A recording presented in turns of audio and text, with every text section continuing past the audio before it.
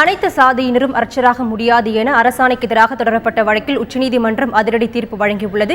இதுகுறித்து சிதம்பரத்திலிருந்து வெங்கடேச தீட்சிதர் தொடர்பில் இருக்கிறார். அவரிடம் கேட்கலாம். சார் சொல்லுங்க, ஆகம விதிப்படி அர்ச்சகர்கள் நியமிக்கலாம் என உச்சநீதிமன்றம் தீர்ப்பு வழங்கியிருக்கு. இதை நீங்க எப்படி பாக்குறீங்க? இது பற்றி உங்க தகவல் சொல்லுங்க சார்.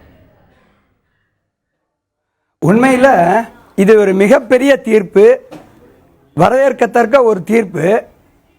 இந்த நம்முடைய ஆகமங்கள் இறைவனால் அருளப்பட்டது.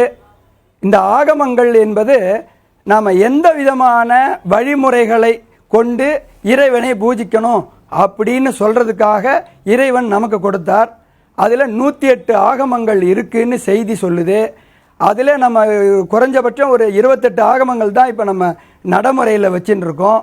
அது மட்டும் இல்லாமல் அந்த ஆகமங்கள் முழுசும் இறைவனை வழிபடக்கூடிய சிறப்புகளையும் அதனுடைய பெருமைகளையும் விளக்கக்கூடியது, முறையையும் விளக்கக்கூடியதாக அது இருக்குது.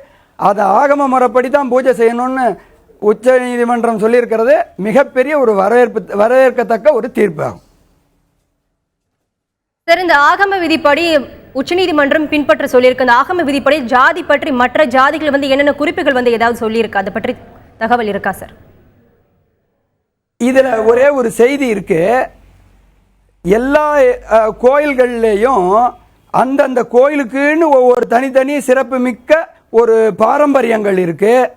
இது ஜாதி குறித்தது அல்ல. இருந்தாலும் எல்லா ஜாதியினரும் ஏற்கனவே அர்ச்சனைகளை ஒவ்வொரு பகுதிக்கு ஏற்றார் போல அந்த பூஜைகளை செய்து வந்துட்டு இருக்காங்கிறது தான் ஒரு உண்மை. அது மட்டும் இல்லாமல் நம்மளுடைய பாரம்பரியமான பாடல் பெற்ற ஸ்தலங்கள், சிவனுடைய ஸ்தலங்கள், மகாவிஷ்ணுடைய ஸ்தலங்கள் என்று கணக்கு பார்த்தா எல்லா ஸ்தலங்கள்லேயும் மரபு மீறாமல் ஆகமங்கள் கடைபிடிக்கப்படுகிறது அப்படிங்கிறது தான் இதில் ரொம்ப ரொம்ப சிறப்பு. அது மட்டும் இல்லாமல் அனைத்து ஜாதியினரும் அவரவர்களுக்கு உரிய இடங்களில் இதுவரைக்கும் பூஜைகள் செய்து கொண்டு தான் வந்துட்டு இருக்காங்க.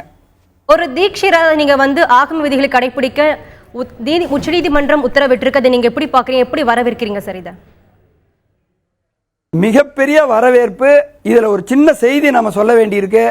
இறைவனால் அருளப்பட்டது 2 விதமான வழிபாடுகள். ஒன்று வேத முறைப்படி, இன்னொன்று ஆகம முறைப்படி. இன்றைக்கு நம்ம அறநிலையத்துறையில் நிறைய சிவன் கோயில்கள் இருக்கு. அத்தனை கோயில்கள்லேயும் ஆகம முறைப்படி பூஜைகள் நடக்குது. இந்த ஆகமங்களில் நிறைய 28 இருக்குன்னு சொன்ன அதில் நிறைய ஆகமங்கள் பெயர்கள் இருக்கு. அதன்படி இப்போ சிதம்பரம் கோயிலை பொறுத்த அளவில் பார்த்தீங்கன்னா நாங்கள் வைதிக பூஜைன்னு பேர். இதுவும் வேதத்தில் இருந்த மந்திரங்களை தொகுத்து இந்த பூஜைகள் செய்கிறது.